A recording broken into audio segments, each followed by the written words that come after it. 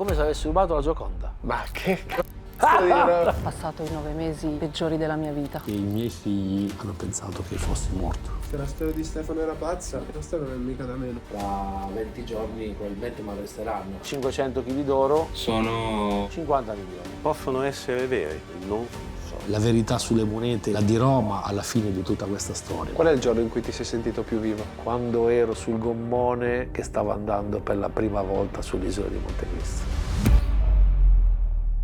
Ci sono delle volte in cui la realtà supera qualsiasi tipo di fantasia. Stiamo andando a parlare con Davide Pecorelli, una persona che ha forse la storia più avventurosa che abbia mai sentito. Quella di questo video è una storia impossibile. Siamo pronti a scoprire il contenuto di questo foglio, ma soprattutto di questa micro SD. Una serie di eventi a cui qualsiasi persona sana di mente non crederebbe mai, Andremo a portare via gli ultimi 10 kg, li scoglieremo. ma che proprio per questo vi farà diventare pazzi, come ha fatto con me. Ma che L'ho preso così, adesso tu torni sul pianeta Terra, qui con noi. Questa è la storia di Davide Pecorelli, un uomo morto e poi risorto per trovare un tesoro e diventare il conte di Montecristo. I miei figli hanno pensato che fossi morto.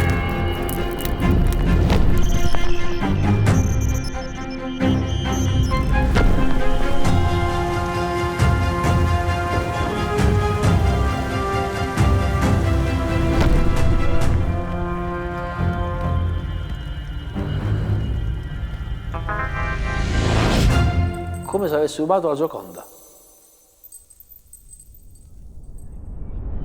Conosciamo Davide in un bar della sua città, San Giustino, in provincia di Perugia. Parto dicendo che, al di là dello sbagliato giusto, per me sei un eroe. Tutto inizia con una vita normale. Ho fatto 20 anni d'arbitro di calcio e ho arbitrato più di 100 partite da professionista e sono stato nei campi di Serie A, Serie B come quarto uomo. Nel 2009 la mia carriera è stata infranta, mi fecero fuori come arbitro. Perché sei stato fatto fuori? La motivazione non la saprò mai. Davide è un piccolo imprenditore. Avevo un piccolo albergo che è attualmente chiuso, era un albergo di famiglia. 3 o 4 anni dopo mi sono allargato nei settori bellezza. Ho cominciato ad aprire una serie di investimenti, saloni in giro per la Toscana, centro Italia, insomma avevo 10 saloni con 50 dipendenti. A un certo punto però gli affari iniziano ad andare male. Con il Covid vennero chiusi tutte le attività e siamo arrivati a maggio e abbiamo fatto il default. Mi hanno chiesto fallimento e quindi da lì in poi è cominciata la tragedia. Cade in disgrazia, ma essendosi appena fidanzato con una donna albanese cerca di reinventarsi in Albania. Io ero allora fidanzato, non ero ancora sposato, con Ionida ed è venuta fuori appunto l'idea dell'Albania. Arrivo in Albania a settembre e cominciamo a vendere questi macchinari laser per l'estetica. Anche in Albania però gli affari di Davide continuano ad andare malissimo. Arriviamo a Natale, io arrivo con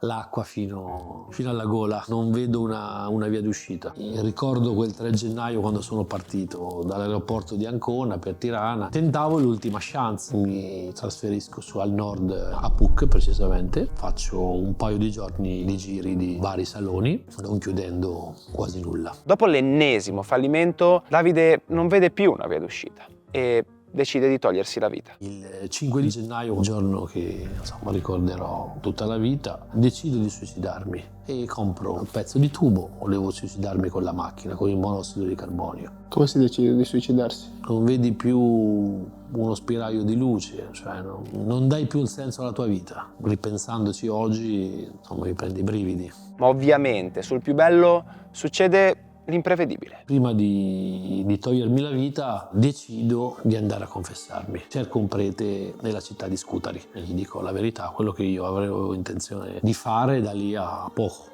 Mi dice che lui era in grado di procurarmi delle ossa umane. Fingendo un incidente stradale avremmo incendiato l'auto e sarei morto lì carbonizzato dentro la macchina. Skoda Fabia u gjete përfshirë nga flakët të mbrëmjen e 6 janarit. Tutti avrebbero pensato che dentro quella macchina c'ero io. Ma dove le trovi delle ossa umane? Disse che lui aveva accesso a questo ossario comune e lui mi avrebbe nascosto in un posto fuori dall'Albania. Ed è quello che è successo. Dopo quanto? Il giorno dopo. Io avevo una Skoda noleggiata dall'aeroporto di Tirana. La Skoda è l'oggetto dei 6 anni di carcere perché mi hanno dato truffa aggravata con gravi conseguenze. Eh sì, perché a un certo punto di questa storia Davide verrà pure arrestato. Davide è stato condannato a 4 anni di reclusione. Stiamo parlando di una truffa, di un reato per il quale è stato assolto peraltro, cioè la simulazione di reato. C'è avuto l'attraversamento illecito della frontiera, l'incendio dell'autovettura. Arriveremo a parlarvi di questo, ma prima continuiamo con la storia del suo finto suicidio. Mettiamo questa macchina sul ciglio del burrone, sul lato guida ci mettiamo questo sacchetto che mi ha dato lui, lo apro dentro, c'erano delle ossa e io ho messo il mio orologio di valore a malincuore col mio ultimo iPhone appena uscito,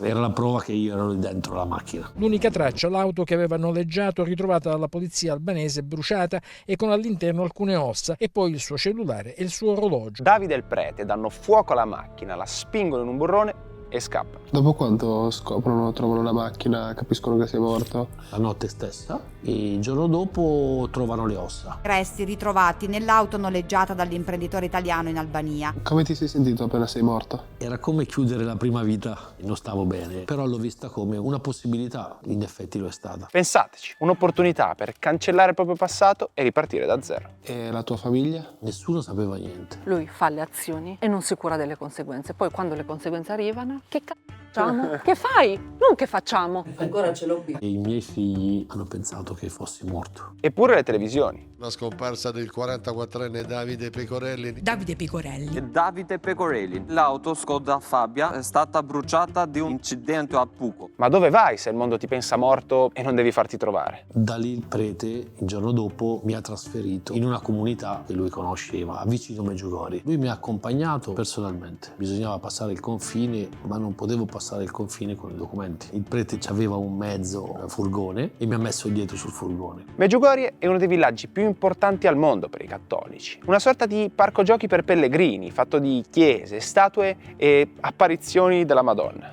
Lì il prete decide di lasciarlo in custodia dei suoi colleghi del posto in una comunità. Lavoravo nell'orto, davo una mano sulle pulizie, facevo una vita tipo sacerdote. Inizialmente è stata traumatica, piangevo tutti i giorni, tutte le sere. Davide resiste per qualche settimana, ma poi non ce la fa più. Io arrivai ad aprile che volevo tornare a casa. Ho chiamato il responsabile della comunità, gli dissi che ero pronto per tornare a casa e quindi da lì mi ha detto che aveva una cosa da propormi. E se pensavate che le cose fossero strane fino a questo momento, sentite cosa gli propone. Mi ha detto: guarda, noi ci avremo una cosa da riprendere in Italia che è di nostra proprietà, è tanti anni che dobbiamo recuperarla, ma non abbiamo mai fatto questa cosa, perché comunque è su un posto particolare, su un posto dove non si può andare. Qual è un posto in Italia dove non si può andare? Ci consigliavano pantaloni lunghi per la presenza di vipero. Concedetemi un po' di paura. Tranquilli, che poi ci andiamo. Ora torniamo all'offerta che viene fatta a Davide a Meggiugorje. E mi ha cominciato a parlare di quest'isola. Mi ha cominciato a tirare fuori una mappa. Noi abbiamo queste 3 posizioni dove ci sono queste 3 casse sepolte, dei preziosi in oro. Se vai nell'isola e prendi queste casse, la metà sarà la tua e la metà sarà la nostra. Ricapitolando,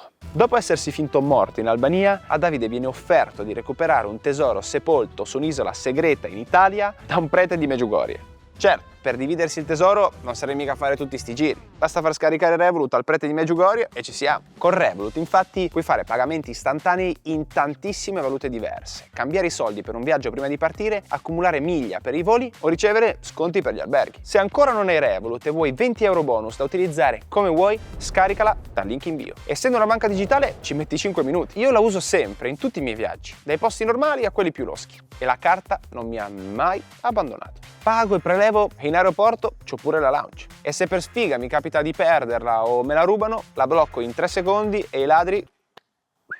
Tra l'altro Revolut ha appena lanciato un giveaway pazzesco. Ogni settimana, dal 23 luglio al 10 settembre, 10 vincitori riceveranno un voucher volo da 100 euro. Iscriviti ora, link in bio, e utilizza la funzione Gruppi Divisione Spese. Una volta iscritto, parteciperai automaticamente a tutte le estrazioni successive. Se Revolut non esistesse, probabilmente smetterei di fare il mio lavoro per inventarlo. Ma noi torniamo a Davide. Come risponde alla proposta del prete di Meggiugorje di andare a recuperare il tesoro? All'inizio io ho detto: guarda, ci dormo un attimo, poi domani ti dico, pensando di non accettare, sono sincero. Sembrava di vivere un po' un film di fantascienza. Ma Ma su questa fantomatica isola, come ci si arriva? Mi ha detto che bisognava affrontare 30 miglia in mare aperto. Le puoi fare solo con, o c'hai una barca con un marinaio, con un esperto, a meno che non prendevo delle lezioni per affrontare il mare, per guidare un gommone di piccola taglia. Loro avevano dei contatti a Valona, al sud dell'Albania. Pensandoci bene ho detto, scusa, non ho più niente. E ho detto, in ballo ci sono centinaia di chili di monete, parliamo di milioni di euro. Tanti milioni di euro, perché oggi sul mercato ogni chilo d'oro vale quasi 100.000 euro. E se i chili sono centinaia, beh, fate voi i conti. Davide sicuramente li ha fatti. Ho accettato la mattina dopo. Qui inizia ufficialmente la missione di Davide, morto per tutti, Passato i 9 mesi peggiori della mia vita. ma forse mai stato più vivo in vita sua. E dopo quanto parti? Dopo 10 giorni. Non avevi paura che qualcuno ti riconoscesse e dicesse... Allora, avevo cambiato totalmente aspetto io. Questo era come ero io, cioè il pirata era questo.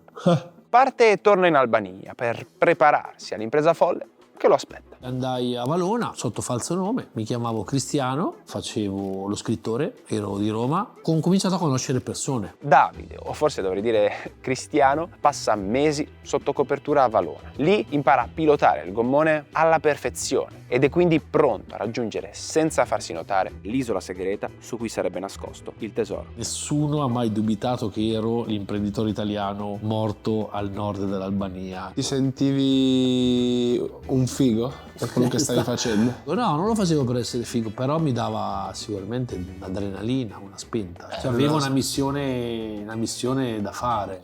Eri James Bond. Prima di partire per tornare in Italia, sempre creduto morto da tutti, Davide lo conoscevo dai tempi che lui era arbitro. decidi di cambiare identità un'ultima volta, sfruttando un pezzo della sua vita precedente. Resto lì fino ai primi di settembre, 4 mesi da Cristiano lo scrittore, in attesa di trasformarmi nell'ultimo personaggio, Giuseppe Mundo, che è il personaggio di cui ho falsificato il documento. Come cazzo funziona? Doveva darmi dei soldi perché mi aveva lasciato un debito nell'hotel. Non aveva tutti i soldi da darmi, mi ha lasciato il documento come cauzione. Non mi ha mai riportato i soldi, logicamente. E questo documento mi era rimasto... Sei la persona... Allora, io nella mia vita ho veramente conosciuto tante persone da tutto il mondo. Penso tu sia la persona più affascinante come storia di tutte. Davide a questo punto è pronto, solo che non ha un soldo per arrivare in Italia e quindi... Dall'Albania sei tornato a Sono Medjugorje. ripassato per Medjugorje, mi hanno dato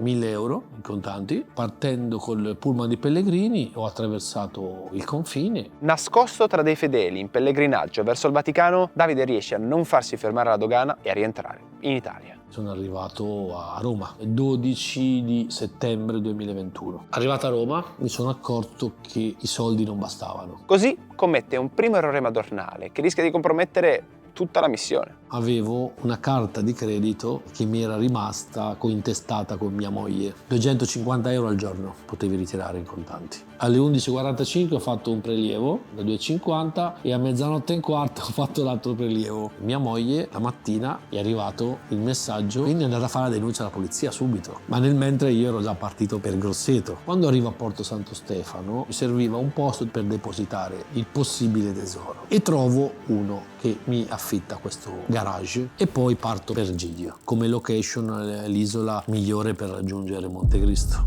L'isola di Montecristo. Uno dei luoghi più misteriosi della nostra storia, dove da centinaia di anni si narra sia nascosto un tesoro che però nessuno ha mai trovato. Alexandre Dumas scrisse uno dei romanzi più letti di tutti i tempi, Il Conte di Montecristo, e riesce a trovare anche un tesoro nascosto da tempo nell'isola stessa, uno dei luoghi più protetti e inavvicinabili del Mediterraneo. Davide è lì proprio per trovare quel tesoro. Il tesoro che tutti sostengono non esista. Nessuno può dire con certezza che non esista un tesoro incredibile nascosto da qualche parte, magari sotto i nostri piedi, ma le prove letterarie non contano. Vado in albergo, noleggio il gommone per 2 uscite, una il martedì e una il venerdì. Questo perché, secondo Davide, il tesoro sarebbe così grande da non poterlo trasportare in una volta sola. Quanto distanti erano i punti tra loro in cui c'era il tesoro? Erano a Cala Maestra, poi c'era Cala Corfù e Cala Fortezza. Noi ovviamente siamo andati a controllare.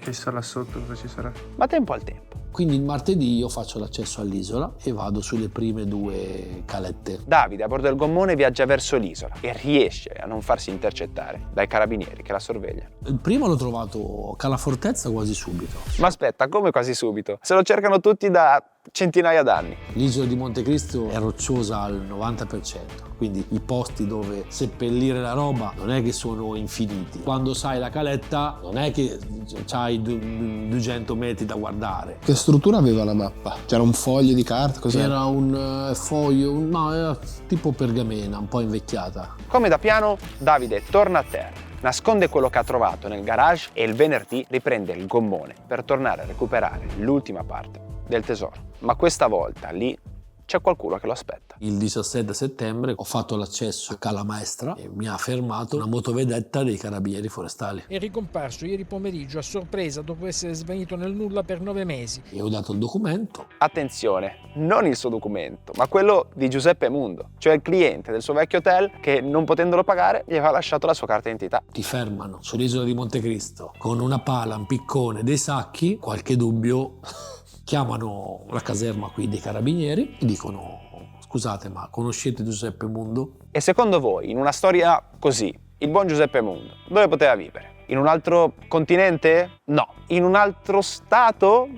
No. In un'altra regione almeno? Neanche. Perché qui la chiamano? Lui abita a 500 metri da qui. Il pattuglia dei carabinieri si presenta a casa di Giuseppe Mundo. Suona e Giuseppe Mundo era a pranzo con la famiglia. Chiamano, quello non è Giuseppe Mundo. Confucio diceva che ogni uomo ha 2 vite e la seconda inizia quando ci si rende conto di averne solo una. La seconda vita di Davide Pecorelli inizia invece con una telefonata. Mi ricordo dissi al carabiniere: mi fai fare la telefonata prima e poi ti dirò chi sono, cioè, perché quando ti dirò chi sono scoppierà al finimondo. Davide deve scegliere chi sarà la prima persona sulla faccia della terra a scoprire che in realtà non è morto davvero, ma è ancora vivo. Ho telefonato all'unico numero che mi ricordavo a memoria, che è il numero della mia ex moglie. Ha sentito qualcuno dei suoi familiari? La mia ex moglie. Non essendoci cellulari all'epoca. Lascia stare, ma vai a cagare tu. Non essendoci cellulari tu non memorizzavi il numero. Perché prima te li ricordavi, perché non avevi tutte queste rubriche, tutti i telefonini vecchi. C'era WhatsApp. Certo, quindi. Queste sono solo scuse. Ancora ce l'ho qui. Ancora niente. Guarda che faccia che ti guardo. Ancora l'ho digerita. Il maresciallo fa: signora Mori, so il signor Pecorelli che vorrebbe conferire con lei. Francesca gli fa: Pecorelli chi, scusi? Davide. E lo passa. Sì, Francesca, so io. Sei un bastardo. Maresciallo appena separato, insomma, e fa: sono tutte uguali.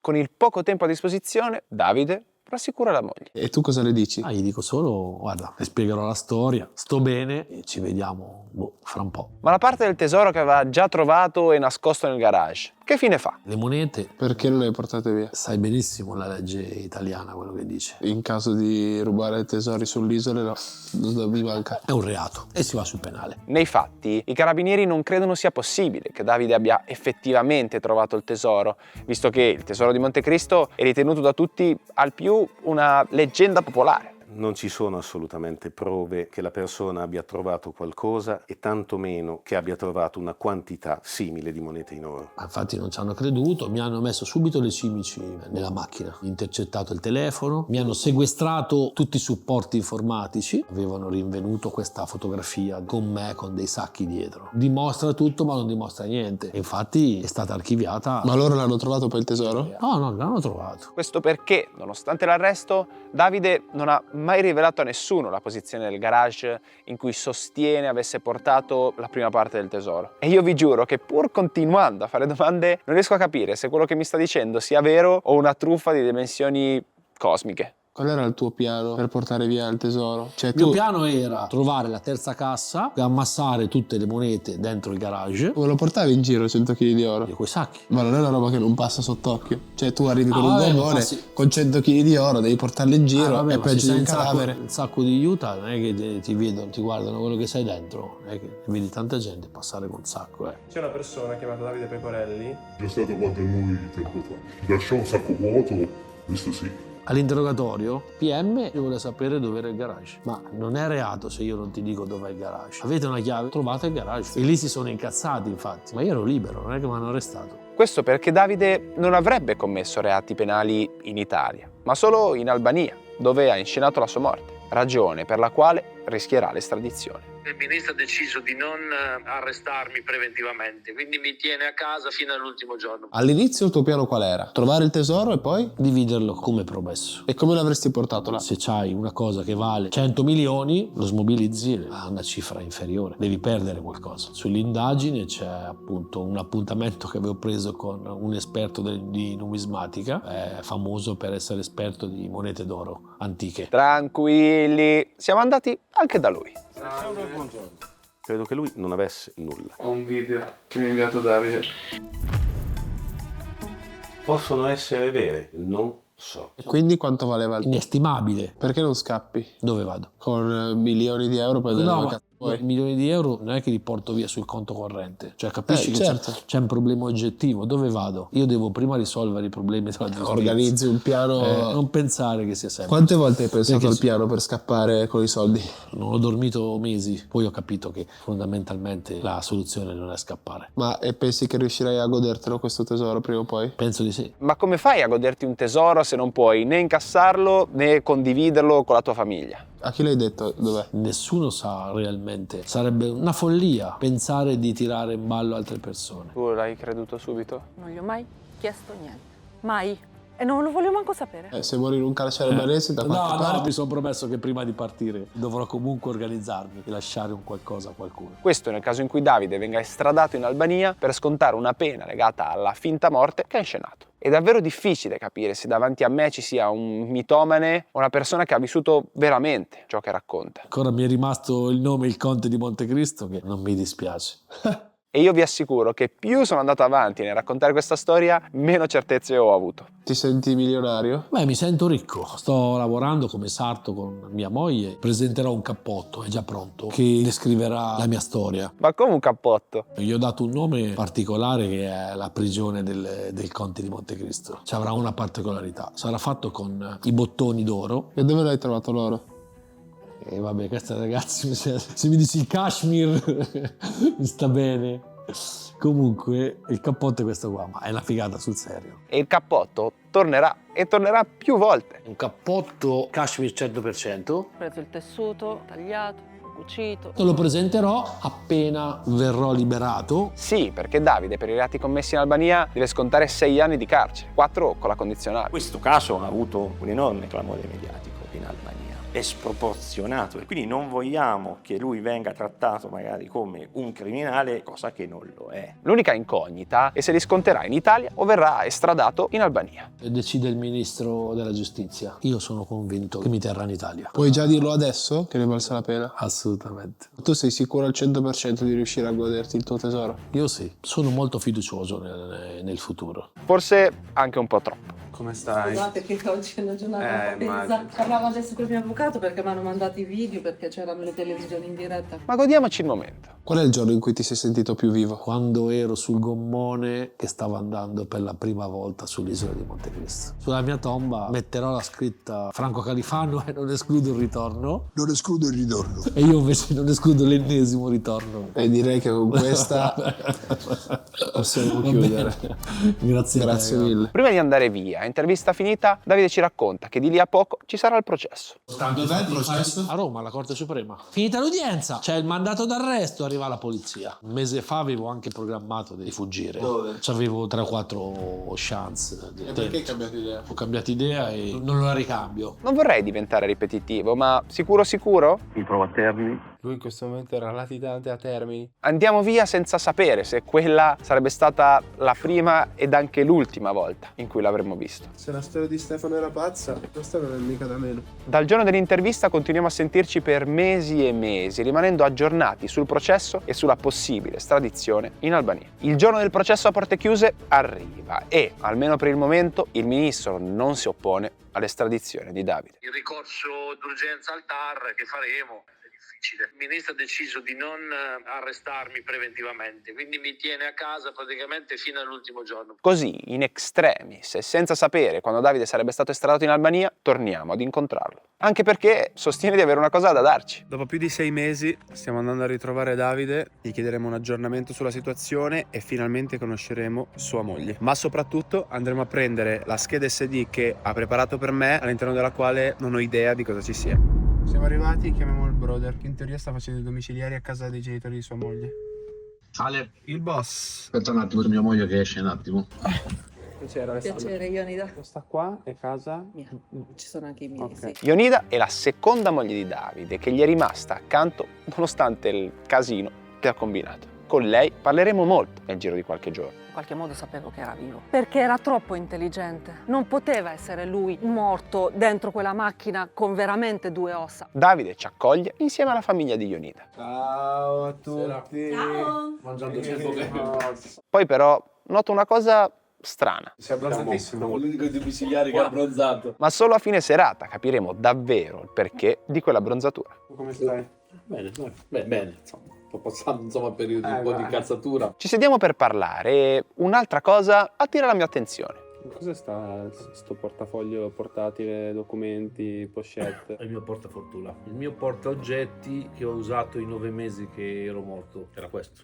No. Particolari piccoli che però continueranno a tornare. L'ho servito io. Aveva, sai come quando tu metti il telefono per non farlo bagnare l'acqua? Sì, è lui. Ma cos'è successo dall'ultima volta che ci siamo visti? Noi ci eravamo visti nel mese di novembre, quindi stavamo aspettando la Cassazione. Avevo non troppe speranze perché sapevo che la Cassazione ha le mani un po' legate su questa storia dell'estradizione. Beh, Davidone, non era proprio così l'ultima volta. Io sono convinto che mi terrà in Italia. Infatti il 16 dicembre la Cassazione ha respinto il ricorso della Corte d'Appello di Perugia. In data 12 marzo è arrivata la decisione del ministro che mi ha consegnato. Oggi ancora non riusciamo a capire come ha fatto il ministro a non valutare tante situazioni che doveva valutare, consegnandomi poi con un reato che non esiste, per truffa aggravata. Eventualmente poteva essere una appropriazione indebita ma non una truffa. La persona offesa non ha sporto querela, la persona offesa ha ricevuto il risarcimento del danno, non soltanto il danno dell'autovettura ma anche il mancato guadagno, quindi è un caso molto particolare. Qui Davide e l'avvocato fanno riferimento all'azienda da cui Davide aveva noleggiato la macchina e a cui avrebbe dato fuoco per fingere il proprio suicidio. Dei 6 anni che ho preso, 5 sono per truffa aggravata. In Albania è punita da 5 a 10 anni. In Italia una truffa semplice è punita da un minimo di 6 mesi ad un massimo di 3 anni. E l'altro anno per cosa l'hai preso? È la somma di 3 reati. 3 mesi vilipendio di tombe, 3 mesi attraversamento del confine e 6 mesi incendio doloso. Cioè i reati collegati ad aver usato le ossa umane reperite dal prete per fingere il suo suicidio, aver attraversato il confine con un documento falso e l'incendio doloso dell'auto. Quando mi hanno ritrovato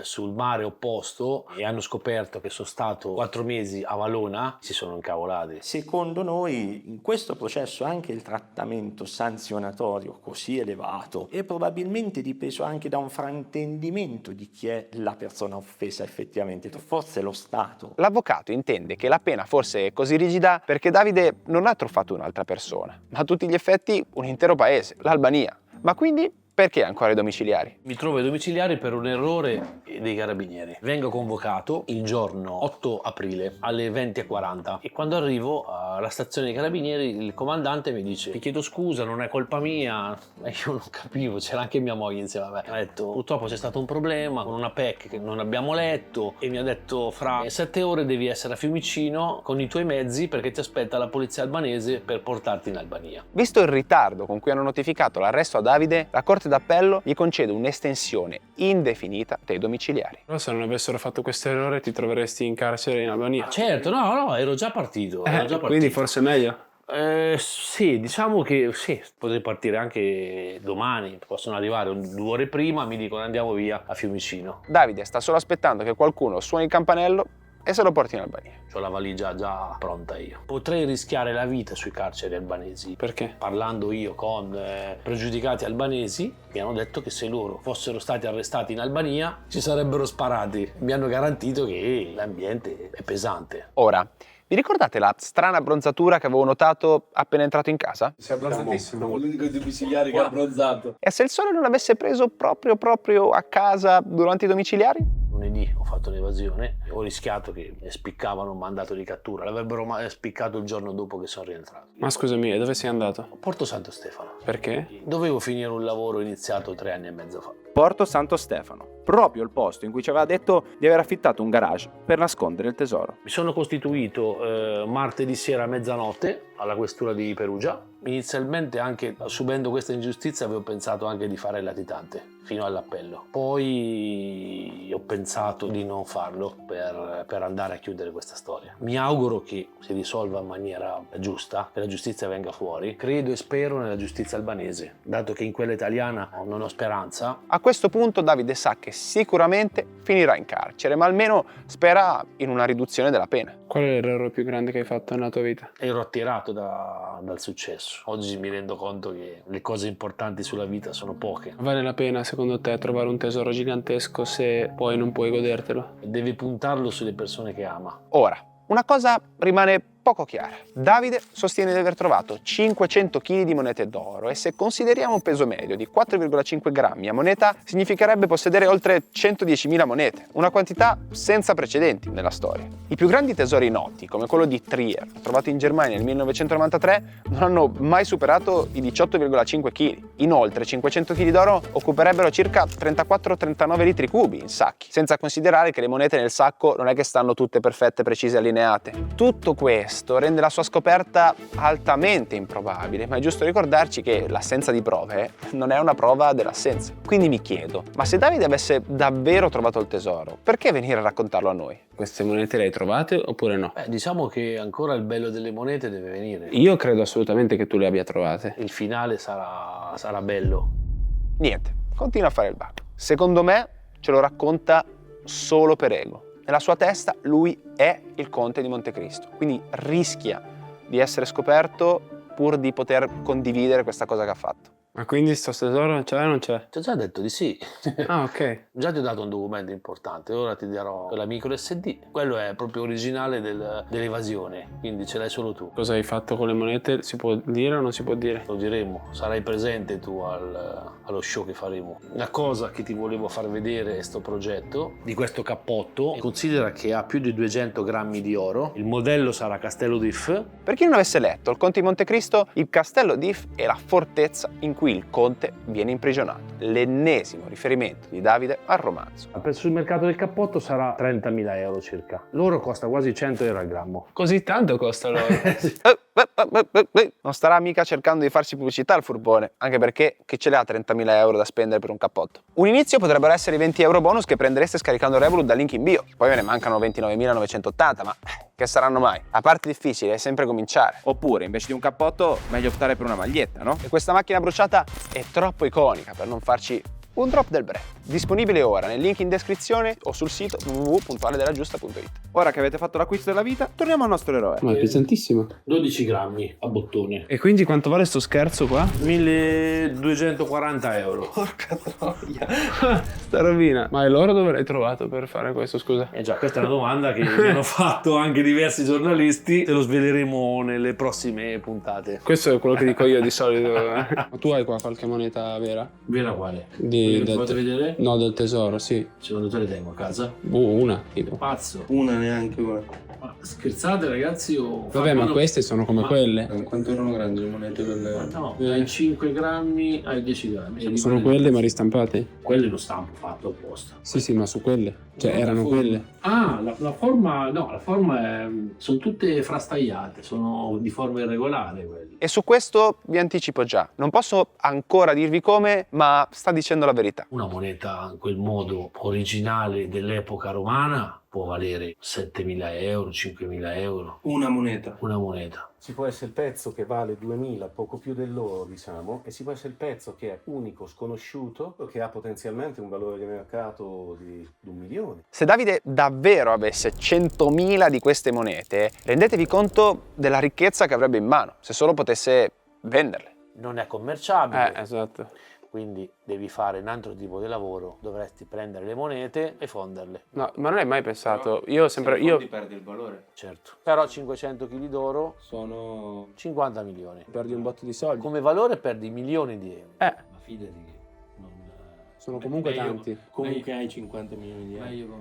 Faccio davvero fatica a leggere Davide perché, anche se da una parte può assolutamente sembrare un mitomane, dall'altra sembra anche una persona di buon senso. Cosa diresti alle persone che vedendo questo video dicono questo si è inventato tutto perché è un egocentrico pazzo? Non sto facendo questo né per diventare famoso né per avere fama, sto raccontando la storia che mi è capitata per trasmettere appunto un messaggio anche di speranza. Le persone quando arrivano anche in fondo al tunnel possono rinascere e credo nella rinascita. Rinascita che nel suo caso parte dal suo ultimo figlio Liam e la sua seconda moglie Ionida. Ma hai mai pensato chi me l'ha fatto fare? Sì, all'inizio. Siamo preoccupati per il nostro figlio, per Liam. Oggi diciamo il babbo va a Valona, no? Babbo, ma io non voglio che tu vai via. Se dopo mi manchi...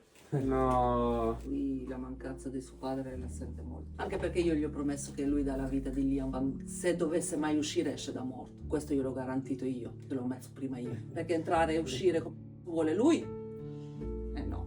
Ricorda le donne, gioie e dolori. Ale, tu sei giovane ancora. Mamma mia, come hai fatto a non ucciderlo tu? Lui è andato via a 9 mesi. Quando lui è tornato? 1 anno e mezzo. Dopo gli ho detto, se poi fai del male a lui, dopo te la devi vedere con me. Ah, ma vado in prigione, tanto sono morto uguale. Ma non è uguale. Un conto è avere un padre fuggitivo, che non gliene frega un c***o. E un conto è un padre che affronta la giustizia, che deve finire le cazzate che ha fatto. Se non ci fossero loro saresti scappato? Al 100%. Al 100%. E che la tua famiglia sarà sempre vicino, noi siamo qui.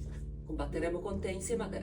Però io non posso difendere uno che è fuggito. No? E qui, signore e signori, arriva finalmente il bello. Ascolta, io mi vai a prendere quella busta che c'era sopra, sulla cartellina. Per Ale della Giusta c'è scritto. La scheda che Davide ci aveva promesso, senza però ovviamente dirci cosa c'è al suo interno. Ma qua dentro c'è anche l'SD o no? Sì, sì, sta appiccicata sul foglio con quei appunti che ti avevo mandato. La prendiamo, li salutiamo e voliamo in albergo per vederla subito. Grazie per averci ospitato, sperando che sia un arrivederci. Non penso la prossima volta che ci vediamo in Italia. Buonanotte. Che storia. Lei comunque è fortissimo. Andiamo ad aprire sta SD prima che divento matto. Quello che ci abbiamo trovato all'interno è la risposta a tutte le nostre domande da parte di Davide. Si chiama U-Disc. Ok. O forse dovrei dire il Conte di Montecristo. Lunedì ho fatto un'evasione. E dove sei andato? Dovevo finire un lavoro iniziato 3 anni e mezzo fa. Ma io non ci posso credere. Prima di mostrarvi qualcosina della prossima puntata, vi ricordo che dal link in descrizione potrete scaricare Revolut e beccarvi 20 euro bonus. Non ve lo dico più. Nel prossimo episodio. Tu non sai cosa c'è nell'SD? No, e non lo voglio manco sapere. 1000 euro. E ora? Non aveva forse i documenti dietro. Non è piccolo, ma io sento di non morire.